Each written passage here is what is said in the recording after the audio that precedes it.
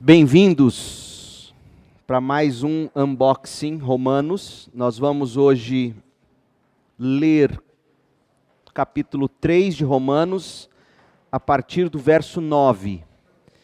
E vamos até o final do capítulo 4. Romanos 3, verso 9, até o capítulo 4, verso 25. Enquanto vocês recebem o material, deixe-me fazer alguns comentários introdutórios. Primeiro, a nossa proposta não é trazer estudos bíblicos a partir dos textos. Não é isso que nesse momento nós estamos fazendo. Nós não estamos apresentando estudo bíblico. Nós estamos apresentando para vocês, de forma prática, uma maneira de ler a Bíblia.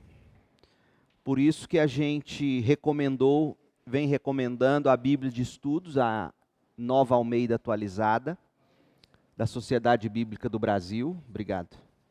Deixa aí com você, Arthur, Jonatas. Por favor, obrigado. Alguém chegar e precisar, tem mais um. A gente recomenda a Bíblia de leitura para situar-nos nesse processo todo.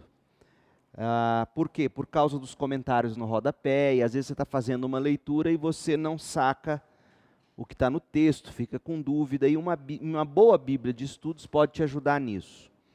Romanos 3, a partir do verso 9, uma das coisas que eu também entreguei para vocês foi esse esboço da carta aos Romanos, para a gente se localizar. Eu não sei se você tem, foi enviado aí no grupo do WhatsApp na semana passada.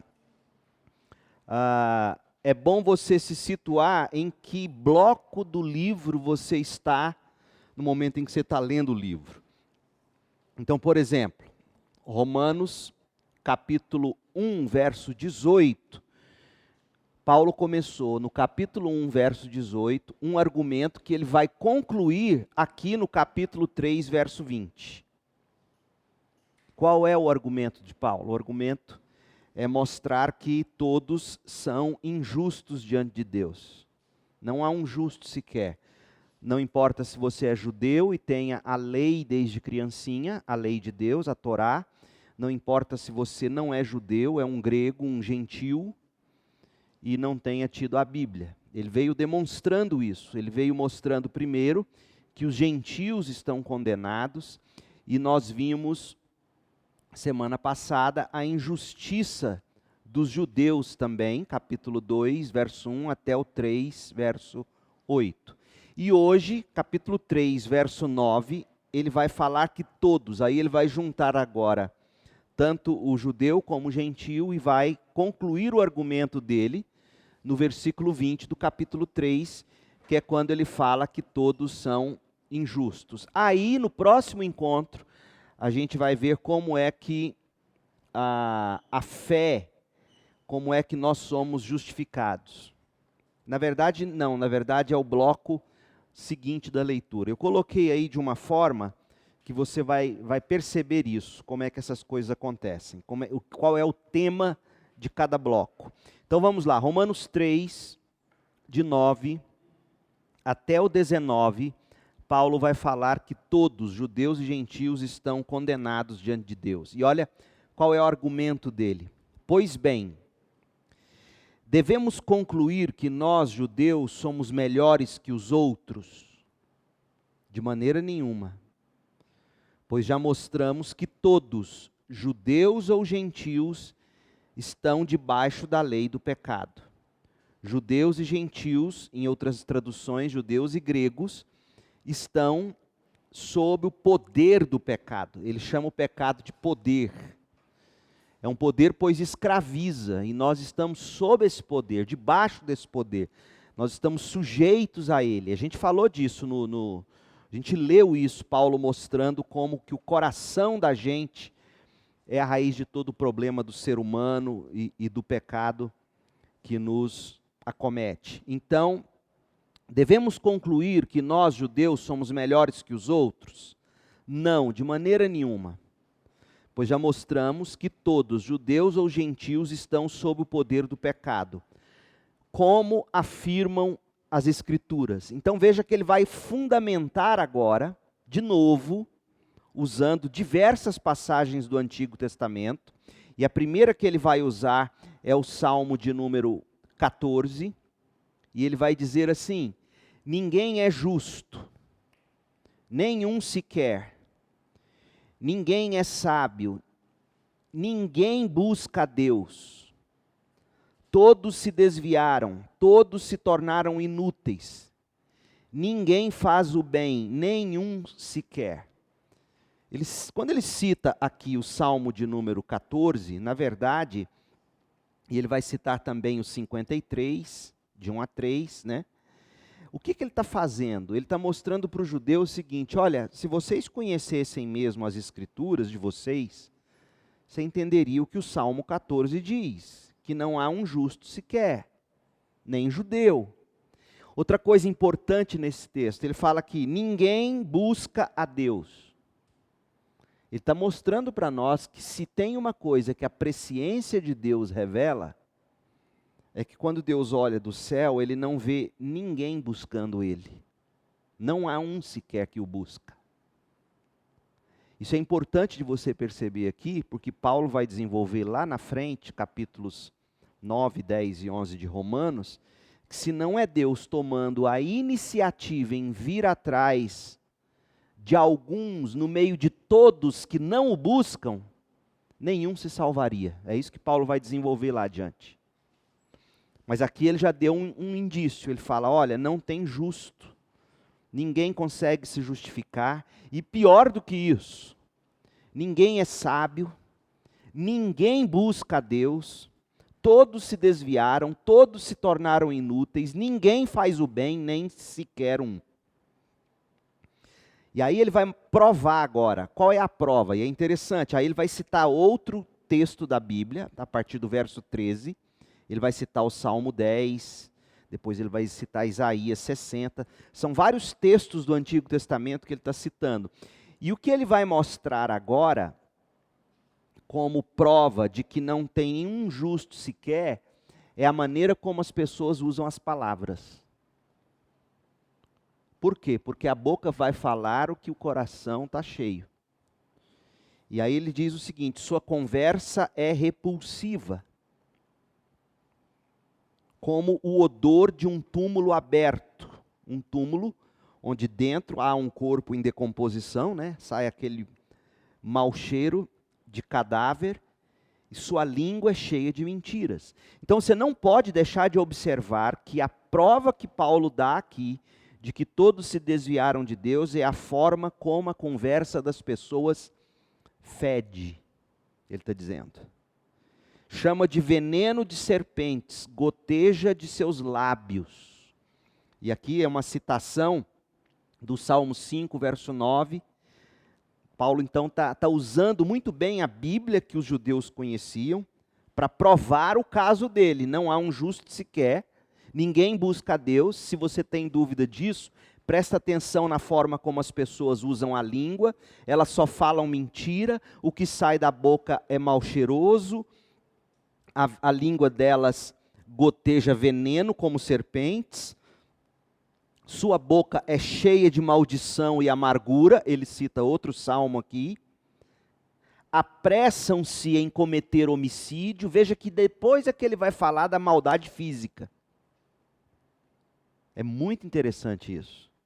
Ele prova a condenação do ser humano, não em primeiro lugar a partir das agressões físicas, mas pela maneira tão destrutiva como nós, pecadores, tendemos a usar os lábios, a língua, as palavras, que revelam o nosso coração.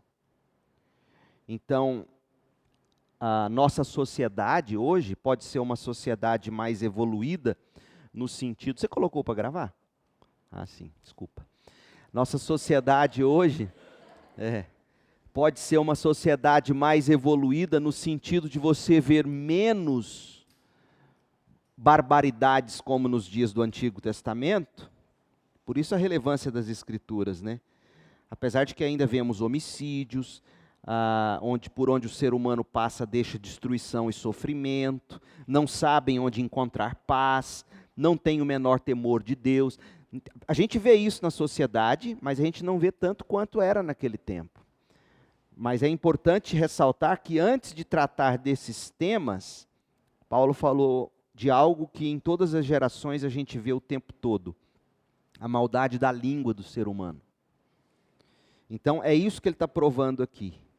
E aí o verso 19, é evidente que a lei se aplica, a lei aqui é a lei de Moisés, a Torá. É evidente que a lei se aplica àqueles a quem ela foi entregue, ou seja, aos judeus. Pois o propósito da lei é evitar desculpas e mostrar que todo mundo é culpado diante de Deus. Pois ninguém será declarado justo diante de Deus por fazer o que a lei ordena. Por quê? Porque a lei simplesmente mostra o quanto somos pecadores. Ele está dizendo no verso 20 que é impossível a gente cumprir a lei toda. Ele não está trabalhando com a hipótese, pode parecer isso num primeiro momento, ele não está trabalhando com a hipótese seguinte: olha, um dia alguém vai conseguir ter cumprido a lei, e mesmo assim Deus vai dizer, não, você não é justo. Não é isso. Por quê? Porque ele conhece, ele vai desenvolver isso melhor adiante, no outro capítulo, ele conhece o coração humano, e ele sabe que o que a lei faz, e muito bem, é dizer, não pode, e nos condena, porque a gente de fato não consegue viver sem não fazer o que a Bíblia condena, o que a lei condena. Então, esse é o ponto de Paulo, e ele termina aqui no versículo 20, que a gente acabou de ler, todo o argumento que ele começou no capítulo 1:18. Então, de 1:18 a 3:20, ele veio mostrando que gentio e judeu estão condenados diante de Deus. Agora, a partir do verso 21, ele vai mostrar onde reside a justiça de Deus. Se não é na moralidade do ser humano, porque ninguém consegue ser plenamente moral, a julgar pela forma como se usa a língua, ele acabou de dizer. Se não é pela moralidade, se não é pelo cumprimento da lei, se não é pela tradição judaica ou religiosa, se nada disso nos justifica diante de Deus, qual é a nossa esperança? E aí Paulo vai mostrar. Verso 21, capítulo 3, 21. Agora, porém, conforme prometido na lei de Moisés e nos profetas, uma observação, sempre que o Novo Testamento fala assim, Moisés e os profetas, é a forma de dizer o seguinte, a Bíblia toda. A Bíblia toda. Porque a Bíblia começa em Gênesis, que foi escrito por Moisés.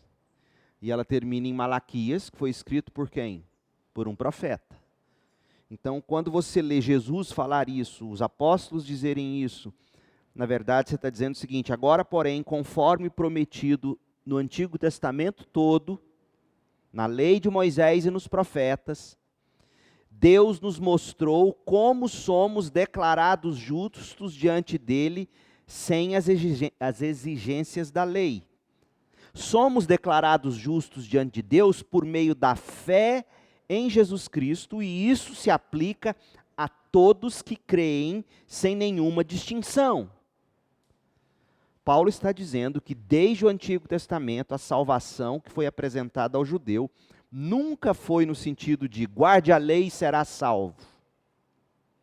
Não, sempre foi fé na promessa de Deus, tanto que o judeu todo ano tinha um ritual de sacrifício de animais. Por quê? Porque eles sabiam que eles não conseguiam guardar toda a lei, e que o salário do pecado é a morte, e Deus instituiu o sacrifício do Antigo Testamento, com derramamento de sangue, prefigurando o Cordeiro de Deus, que é Jesus Cristo, que tira o pecado do mundo. Então, quando Paulo fala dessa forma aqui, o judeu sabe muito bem o que ele está falando, e o judeu, portanto, acaba odiando o que Paulo está dizendo. Porque Paulo está dizendo, não está em você a justiça, você não vai conseguir cumprir a lei. Desde o Antigo Testamento, Deus disse que o que salva é fé na promessa. Verso 23. Pois todos pecaram e não alcançam o padrão da glória de Deus. Mas Deus, em sua graça, nos declara justos por meio de Cristo Jesus, que nos resgatou do castigo por nossos pecados. Deus nos declara justos por meio de Cristo Jesus, que nos resgatou do castigo por nossos pecados. Gente, isso aqui é libertador pelo seguinte: a declaração de Deus, no momento em que eu creio no sacrifício de Jesus, e Deus me declara justo, essa declaração independe se vez ou outra meu próprio coração vai me condenar. Isso vai acontecer com a gente. A gente vai pecar, a gente vai escorregar, a gente vai vacilar. E o nosso coração vai sofrer. E é importante você se lembrar que o que nos salva não é a forma como nós nos sentimos sobre nós mesmos. Isso é muito importante. Eu aconselho já há 20 anos como pastor, e vira e mexe, as pessoas vêm de volta com os mesmos problemas. Elas tentam se definir por aquilo que o coração as faz sentir. E a linguagem de Paulo aqui é uma linguagem jurídica, independentemente do réu se sentir culpado ou não. Quando o juiz diz culpado, ele é o quê? Culpado. Quando ele é absolvido, independentemente do que ele sente, ele está absolvido, porque o que vale é o que a pessoa ali diante do juiz sente ou que o juiz declarou. Então é isso que Paulo está dizendo. Todos nós pecamos, não alcançamos o padrão da glória de Deus, mas Deus em sua graça nos declara justos por meio de Jesus Cristo, que nos resgatou do castigo por nossos pecados. Deus apresentou Jesus como sacrifício pelo pecado, com o sangue que ele derramou, mostrando assim sua justiça em favor dos que creem. No passado ele se conteve e não castigou os pecados antes cometidos, pois planejava revelar sua justiça no tempo presente. Com isso, Deus se tornou ou se mostrou justo, condenando o pecado, e Deus se tornou também justificador, declarando justo o pecador que crê em Jesus. Esse texto é um texto basilar para a fé cristã, porque o que Paulo está dizendo aqui? Deus se viu num dilema quando ele decidiu que ele salvaria o pecador. Estou colocando uma linguagem que nos permite entender, não é que Deus estava numa sinuca de bico. Deus sempre teve tudo sob controle. Mas vamos lá, usando a linguagem, qual era o dilema de Deus? Deus havia declarado que o pecado do salário é a morte. No dia em que comerem desse fruto, certamente morrereis. Mas Deus decidiu, antes de criar todas as coisas, que ele salvaria o pecador. Mas como que ele pode salvar sendo ele justo? Como é que ele vai absolver alguém simplesmente dizendo, vou te absolver? Ninguém quer um juiz assim. E aí o que Paulo está dizendo é que Deus planejou no tempo presente, na era de Jesus, com a encarnação, vida, morte e ressurreição de Jesus, Deus planejou uma maneira de ser justo, condenando o pecado, e Deus planejou uma maneira de ser também justificador, perdoando o pecado. Como que ele fez isso? Ele pegou Jesus Cristo, colocou ele na cruz, e despejou sobre Jesus, que é a linguagem que ele usa aqui, despejou sobre Jesus toda a condenação do pecado, sendo assim justo. E ao mesmo tempo, aquele que crê que esse sacrifício serviu para perdoar o meu pecado, ele recebe a bondade e o perdão de Deus. Deus se torna para ele justificador. E há até alguns pregadores que gostam de usar a ilustração, dizendo que Jesus foi crucificado com braços abertos, para, num lado, dizer, Deus é justo, o pecado foi punido, ele não varreu o pecado para debaixo do tapete. Mas, ao mesmo tempo, ele é justificador, porque aquele que crê em Cristo é justificado. Então, é isso que Paulo está tratando aqui. Todos pecaram, Deus ele é justo, ele não podia simplesmente varrer o pecado para debaixo do tapete. E ele então encontrou essa maneira. Esse aqui é o coração do Evangelho, gente. Romanos 3, de 23 a 26. E aí, verso 27, podemos então nos vangloriar de ter feito algo para sermos aceitos por Deus? Não. Não, porque ele acabou de dizer, você lembra que a gente lê? Olha, não há um justo sequer, ninguém busca a Deus. E depois ele acrescenta, não, pois a nossa absolvição não vem pela obediência à lei, mas pela fé. Fé no que Cristo fez. Portanto, somos declarados justos por meio da fé e não pela obediência à lei.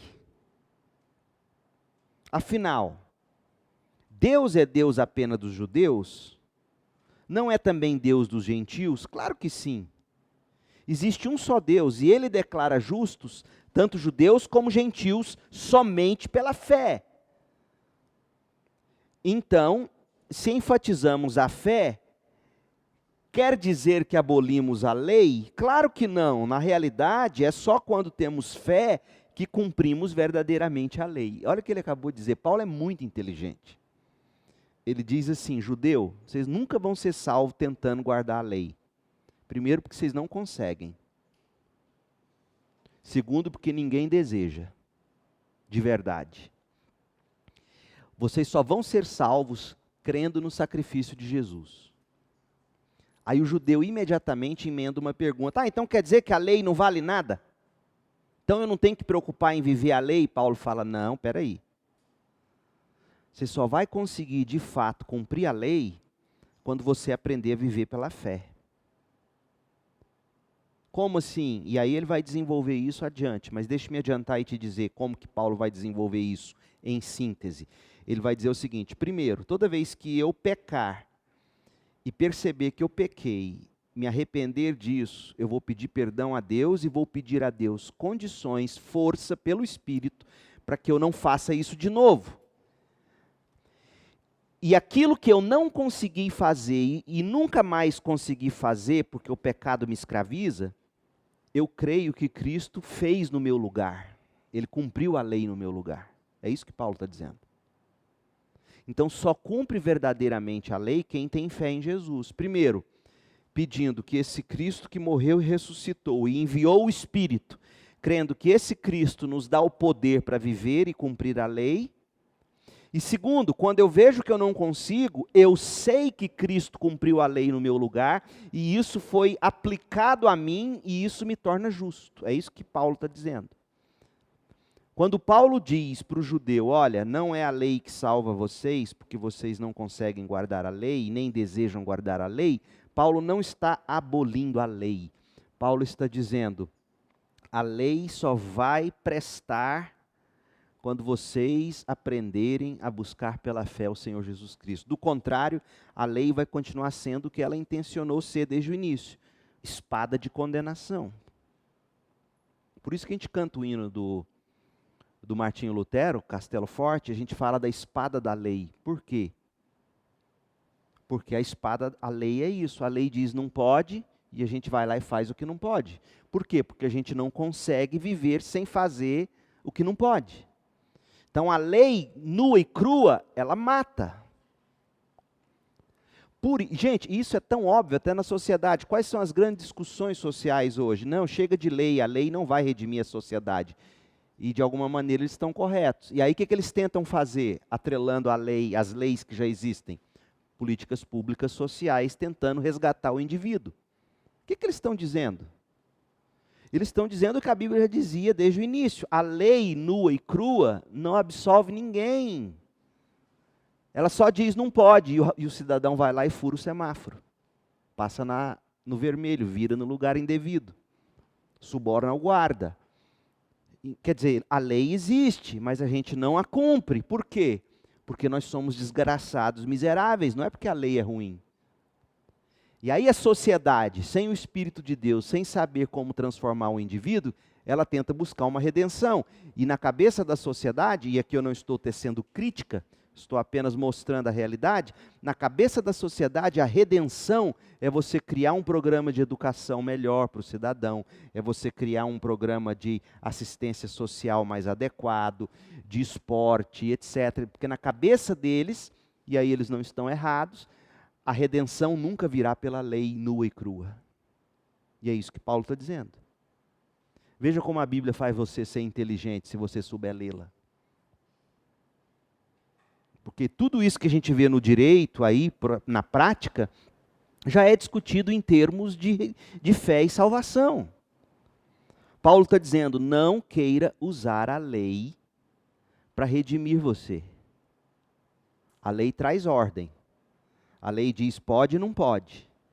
E no momento em que seu coração entrar em conflito com a lei sozinha não vai mudar seu coração. O que vai mudar seu coração é fé em Cristo Jesus, é o Espírito de Deus transformando você, capacitando você, mudando seus desejos, colocando os desejos de Deus em você, e esses desejos de Deus estão na lei. E no dia em que mesmo assim você não conseguir quebrar a lei, o que Cristo fez, que foi cumprir toda a lei, isso vai ser atribuído a você. Está claro isso? Foi isso que Paulo tratou até aqui. Agora ele vai começar o capítulo 4. E o capítulo 4, Paulo vai começar a falar de fé. Ele vai dizer, olha, vocês não conhecem o Antigo Testamento, judeus. Porque o grande herói de vocês, Abraão não foi salvo porque guardou a lei. Abraão foi salvo porque creu na promessa. E é isso que a gente vai ver. E ele vai usar agora o exemplo de Abraão. Agora, nós já estamos longe o bastante na leitura de Romanos para a gente perceber o seguinte, e eu espero que eu esteja conseguindo atingir meu objetivo. Você que está me acompanhando desde o início, lendo juntos comigo, começa a fazer sentido as peças dessa carta agora?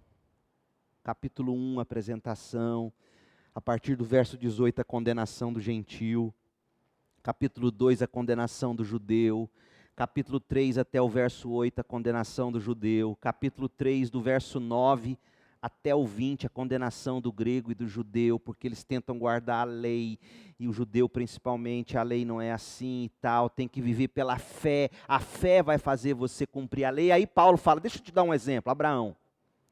Está vendo como que a Bíblia é como uma corrente de pérolas preciosas, cujos elos estão ligados um no outro. Por isso que não dá, gente, para ler a Bíblia como caixinha de sorte. Você vem aqui, pinça uma promessa que mais te agrada, e aí a gente vê nascer todas as desgraças em nome de evangelho que a gente vê no mundo aí fora. Por isso que eu tenho tentado ao longo desse nosso programa, Unboxing da Bíblia, ajudar você a ler a Bíblia entendendo os elos de ligação, os blocos, o pensamento do autor. Porque só assim você vai conseguir fazer a aplicação devida ao seu coração. Nenhum trabalho de interpretação, ele tem que partir da aplicação para mim, senão a gente erra. Qualquer trabalho de interpretação tem que partir do ponto o que o autor originalmente quis dizer. E aí quando eu entendo isso, eu consigo aí sim fazer a aplicação devida sem distorcer a ideia original do autor. É sempre assim. Então vamos lá. Aí agora ele vai falar de Abraão como exemplo, como modelo de fé, e ele vai fazer isso de uma maneira a mostrar que a salvação, mesmo de Abraão, não foi quando ele guardou a lei. E aqui ele vai puxar especificamente a circuncisão, quando Abraão foi circuncidado. Então vamos lá. Do ponto de vista humano, Abraão foi o fundador da nossa nação. Olha como é que Paulo é sábio. Os judeus amam Abraão, somos descendentes de Abraão. Então Paulo parte desse pressuposto. Tá bom, vamos falar do grande ícone do judeu, o Abraão. O que descobriu ele? Se suas boas obras o tivessem tornado justo, ele teria motivo para se vangloriar, mas não perante Deus. Pois as Escrituras dizem, Abraão creu em Deus e assim foi considerado justo. Gênesis 15, verso 6. Isso aqui é uma citação de Gênesis 15. Paulo não está inventando nada. Paulo está dizendo, ô judeu, vocês não sabem ler a Bíblia. Aliás, Jesus diz isso. Quando Jesus está falando com os fariseus, o que Jesus fala? Vocês erram por não conhecerem as Escrituras. E ele está dizendo, judeu, você não conhece a Bíblia. Porque lá em Gênesis 15, 6, o próprio Deus, inspirando Moisés, diz que Abraão creu em Deus, e foi o fato dele crer em Deus que o que o tornou justo. E aí Paulo continua: o salário daquele que trabalha não é um presente, mas é um direito, certo? Então você trabalha para mim durante um mês, dá duro, capina o lote lá de casa, e aí você chega no fim do mês e eu te entrego o seu salário combinado, digo, um presente para você. Você vai se sentir ofendido. Não é verdade? Presente como? Olha aqui os calos na mão de tanto capinar isso aqui. Você está me dando nada mais do que obrigação, esse foi o combinado. Então Paulo está dizendo, se eu guardo a lei, acho que guardo a lei, eu tenho direito de cobrar de Deus. Eu não entendo o que é graça. Contudo, ninguém é considerado justo com base no seu trabalho, mas sim por meio de sua fé em Deus, que declara justos os pecadores. Veja o termo de declaração, já é a terceira vez. Terceira ou quarta vez desde que a gente começou a ler o texto de hoje. Declaração de justiça, é um ato da parte de Deus. Ninguém é considerado justo com base em seu trabalho. O trabalho aqui é de cumprir a lei. Mas sim por meio de sua fé em Deus, que declara justos os pecadores. Ele vai citar o exemplo de Davi também agora. Davi também falou a esse respeito, quando descreveu a felicidade daqueles que são considerados justos, sem terem trabalhado para isso. E aí agora ele está citando o Salmo 32. Como são felizes aqueles cuja desobediência é perdoada, cujos pecados são cobertos. Sim, como são felizes aqueles cujo pecado o Senhor não leva mais em conta. Ele está dizendo aqui, veja que o perdão é sempre um ato de graça. Não é porque você fez o bem, não, é pelo contrário. Deus perdoou sua desobediência. Verso 9, por acaso essa bênção é apenas para os judeus? Ou se estende também aos gentios incircuncidados? Já dissemos que Deus considerou Abraão justo por meio de sua fé. Mas como isso aconteceu? E aí ele vai usar o exemplo aqui do Abraão. Abraão foi considerado justo somente depois de ter sido circuncidado ou antes disso? Está claro que Abraão foi considerado justo antes de ele ser circuncidado. Abraão só se circuncidou porque ele creu na promessa de Deus, e tendo crido, ele foi lá e circuncidou-se. Não é o inverso. Não, primeiro ele circuncidou, aí depois ele creu. Não, ele está falando que foi o inverso. A circuncisão era um sinal de que Abraão já possuía fé e de que Deus já o havia declarado justo, mesmo antes de ele ser circuncidado. Portanto, Abraão é o pai daqueles que têm fé, mas não foram circuncidados. Eles são considerados justos por causa de sua fé. E aí, ele está pegando agora o exemplo do Abraão antes da circuncisão, mas que cria na promessa de Deus, e está falando, o gentio que nunca se circuncidou é salvo, mesmo não tendo se circuncidado. Por quê? Porque o que salva o gentio é a mesma coisa que salva o judeu, é a crença na promessa de Deus. Está claro isso? Ou ficou confuso? Diga. Ele está usando Abraão como exemplo de alguém que antes da circuncisão creu, e foi esse crer que o salvou. E ele, como era judeu, tendo a tradição, tendo crido, ele foi lá e circuncisou. Mas o gentio não tinha tradição judaica, então nunca se circuncidava. Mas creu na promessa. Então o símbolo de circuncisão não era tão importante. Como a gente diz hoje, se você crê, você é salvo. Não importa se deu tempo de você ser batizado ou não. Porque você se salva antes de ser batizado. Se salva no momento em que você crê. E o batismo é apenas um símbolo do que já te aconteceu.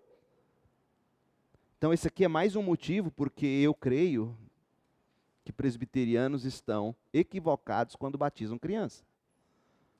Porque o próprio ato da circuncisão era um ato de fé. Aí ele vai te dizer, não, mas o pai é que tinha a fé na promessa, e a fé do pai caía ao filho. Fala, tá, mas aqui não está falando do pai de Abraão. Bom, eu não quero gerar polêmica, e não estou dizendo que eles são estúpidos, eles têm argumentos seríssimos e bons, que se você não for um pouquinho estudioso da Bíblia, um bom presbiteriano aqui te convenceria. Então, assim, eu não estou menosprezando eles. E segundo, já disse e repito, presbiteriano não acredita que batismo salva, viu? Diferentemente dos católicos. Eles não creem. De novo, o presbiteriano crê que você batiza o seu filho, sendo você crente, porque você crê que ele é um filho da promessa e que no momento certo ele vai se converter. E aí quando ele se converte lá na adolescência, juventude, ele já foi batizado. Então o que ele faz diante da igreja é dar um testemunho de fé. É isso que ele crê. Aí eu falo, por que não esperou e agora sim batizou? Porque é isso que está na Bíblia. Mas nós não vamos aqui fazer chacota aí, porque tem gente muito séria presbiteriana. Agora, o Augusto Nicodemos mesmo, que a gente admira e gosta aqui, principalmente na CIB, não sei se você sabia disso, mas ele foi batizado, correto. A mãe dele era batista. Então ele é um bom batisteriano, ele é batizado certinho. E aí vai, diga. Sim, era o símbolo da aliança, da promessa. Não, mas ela era salva. Boa pergunta. A mulher não era circuncidada porque não tinha pênis. E a salvação vinha através da família, da cabeça da família, o pai. A promessa daquela família era a aliança. Entende? Então vamos lá, eu parei no verso 12. Você ia falar, né?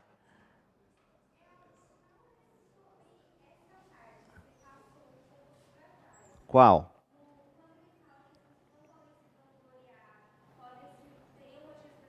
Qual o versículo? Versículo 2, 4, 2.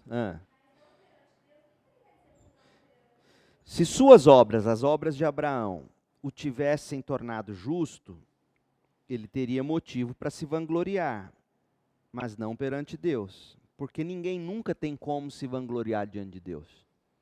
Ele poderia até dizer, olha, eu fiz obras que merecem reconhecimento. Paulo diz, mesmo que isso fosse possível, diante de Deus, nunca vai funcionar.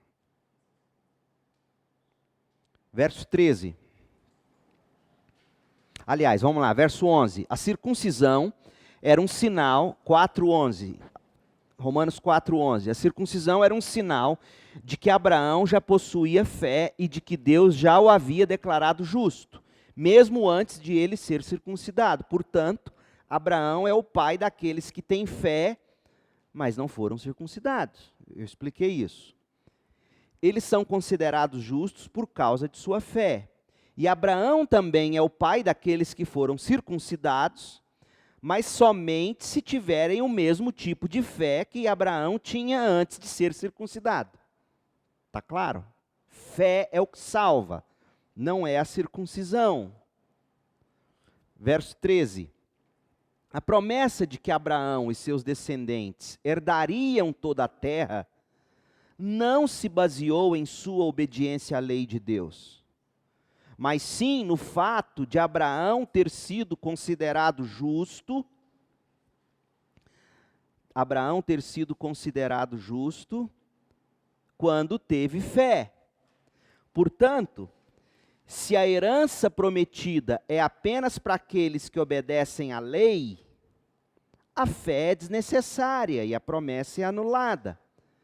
Pois a lei traz ira sobre aqueles que tentam obedecê-la. A única forma de não quebrar a lei é não ter nenhuma lei para quebrar. No sentido de falar assim, eu vou cumprir.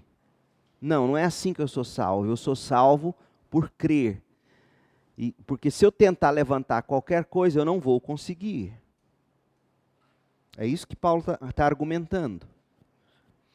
É por isso que a promessa vem pela fé, para que ela seja segundo a graça, e assim alcance toda a descendência de Abraão, não somente os que vivem debaixo da lei, mas todos os que têm fé, como a que teve Abraão. Aí Paulo está começando a dizer, e aqui é onde ele foi morto por isso, ele está começando a dizer que judeu de verdade não é quem nasceu judeu.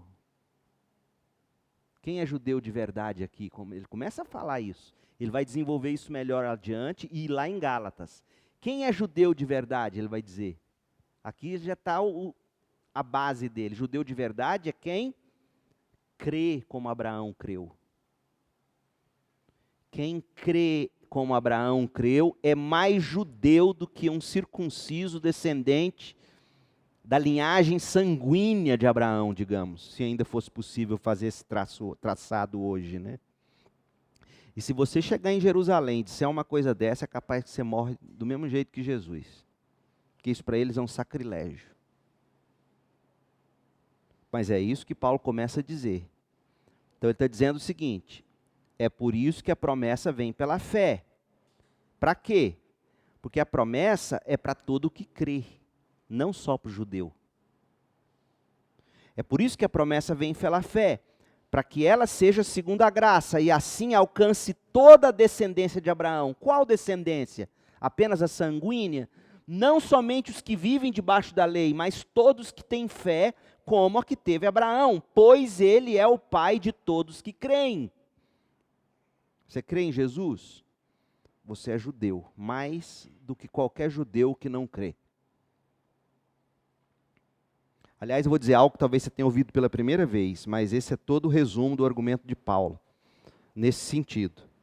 Não vai para o céu quem não é verdadeiramente judeu. No sentido de crer. Se você não é um filho de Abraão, pela fé em Cristo Jesus, você não vai para o céu. Então, o verdadeiro Israel de Deus, o judeu de Deus, é o crente em Jesus Cristo.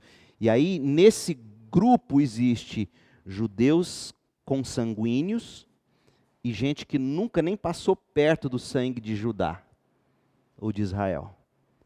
Porque Paulo está dizendo aqui, Abraão é pai de quem? Dos que descenderam dele? Não. Abraão é pai de todos os que creram. Você é crente em Jesus? Você é judeu. Entra numa sinagoga e fala isso, para ver se você não sai metralhado.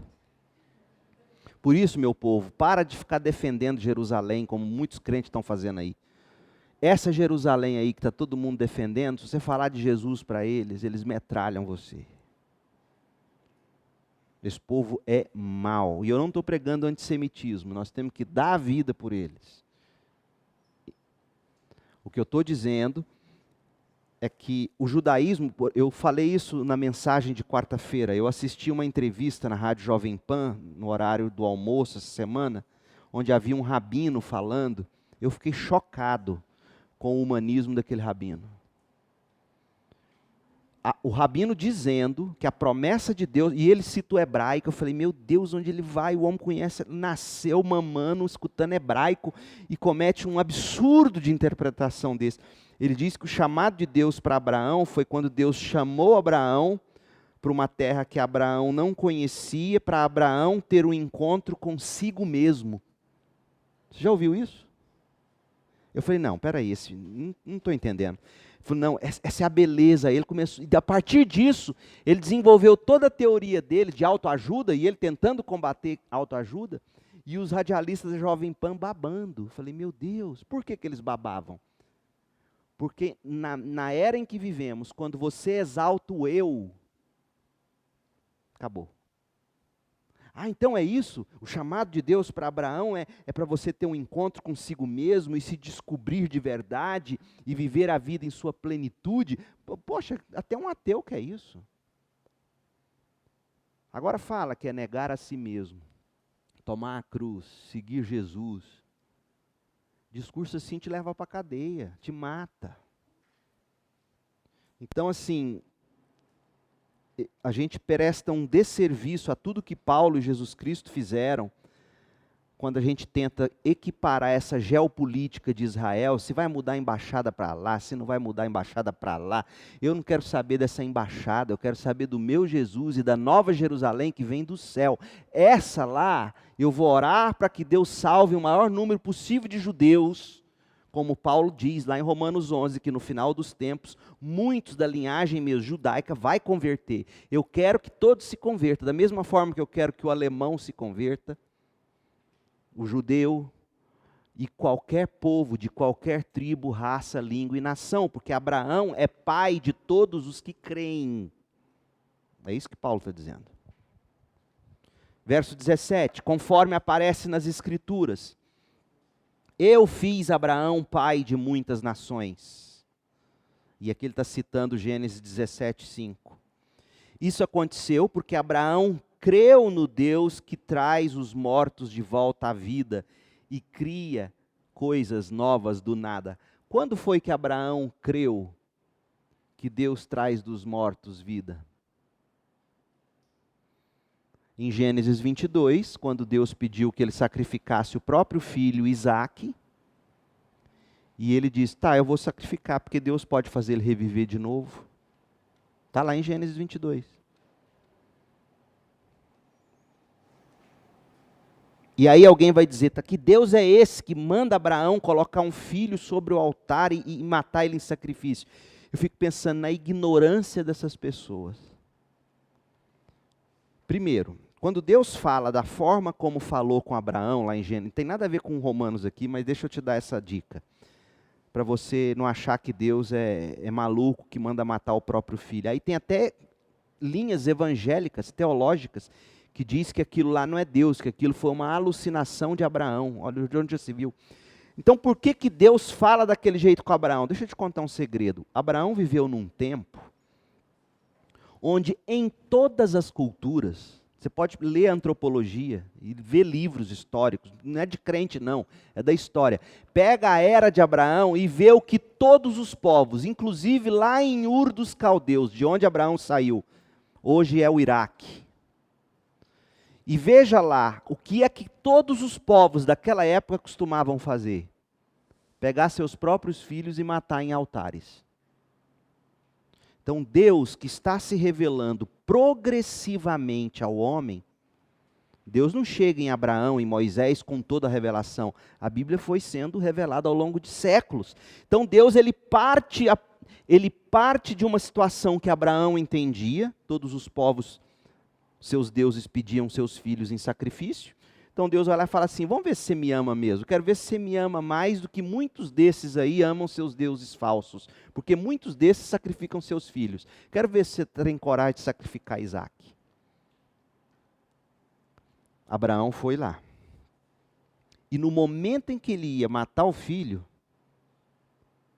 aí alguém vai dizer, mas e se ele quisesse ter matado? Deus teria provocado o assassinato. Fala, larga de ser besta, você não acredita que Deus conhece tudo?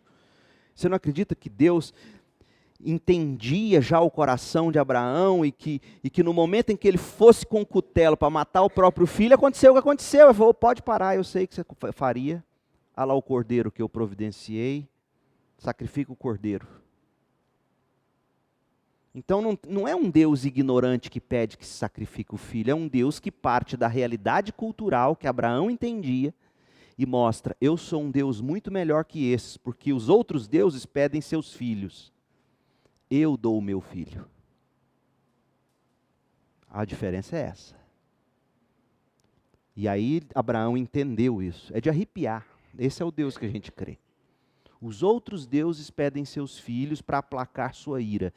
Eu dou o meu filho para que, se você nele crer, a minha ira não caia sobre você. Isso é amor. Então, de volta para o texto.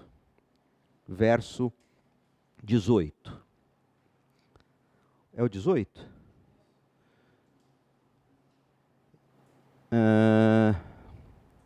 Certo, verso 18. Mesmo quando não havia motivo para ter esperança, Abraão manteve, crendo que se tornaria pai de muitas nações.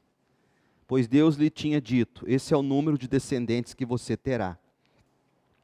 Agora, momento foi esse? Quando Deus falou que ele teria um filho com Sara, Sara já nem menstruava mais. Ele era um velhinho já, não existia Viagra naquele tempo, quer dizer. Tudo bem que os negros viviam 200, 300, alguns deles ainda naquele contexto, mas ele era um homem fraco no corpo, a Bíblia fala disso. A mulher já não tinha mais nem lubrificação, a mulher já era uma mulher sem fluxo menstrual, 90 anos.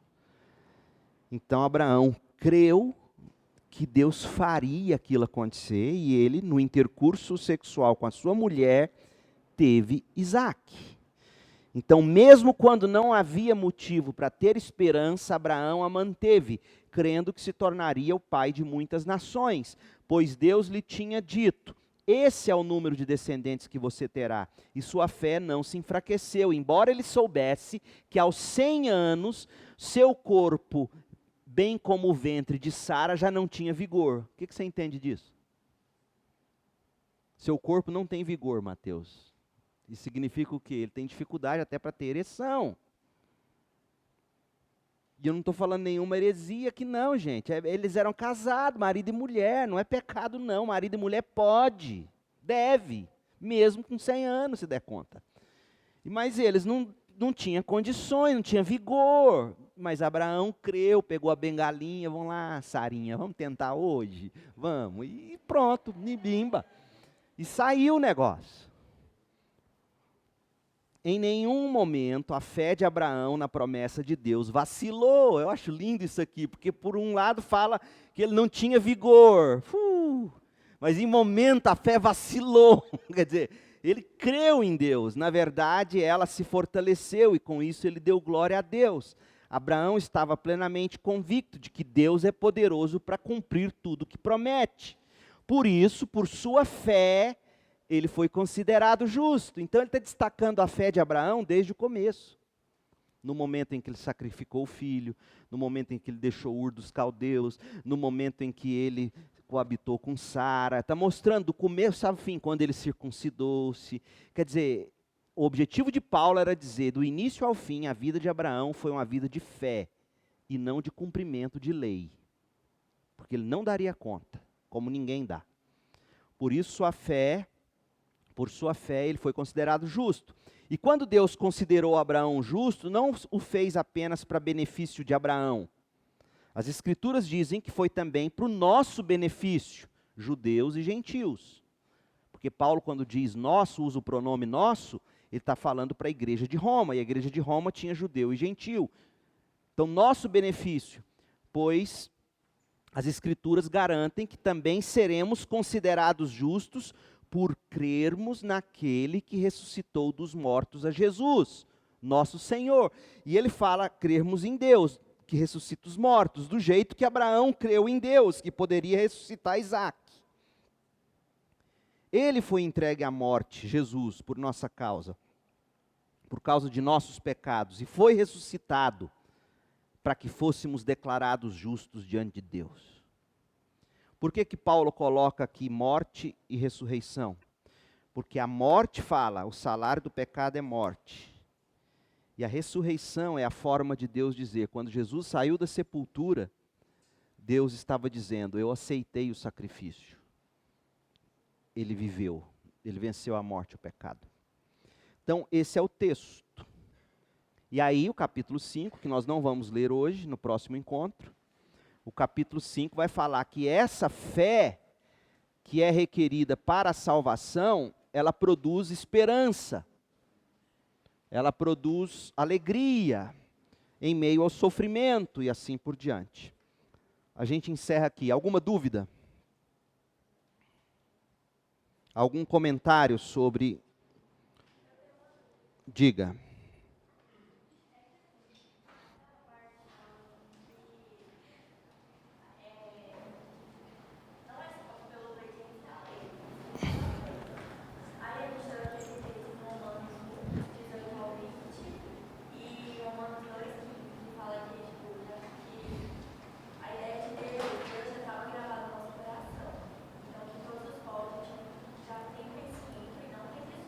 Uhum.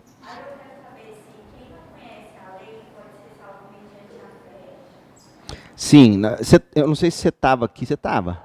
Então, o que nós falamos foi o seguinte: quem não tem a lei escrita como os judeus têm, sempre tiveram, eles não são julgados necessariamente por cada rabisco da lei.